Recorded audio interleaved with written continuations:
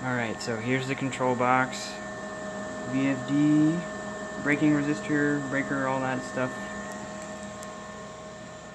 Some cooling action.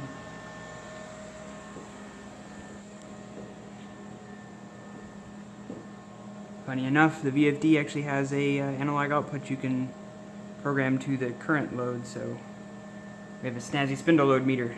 So forward.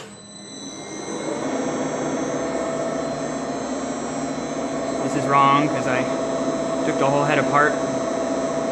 Had to calibrate this when I get it going. Running good.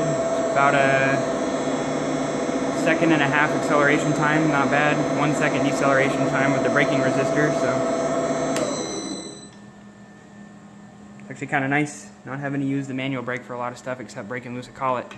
Except I have a air drawbar attachment anyway, so.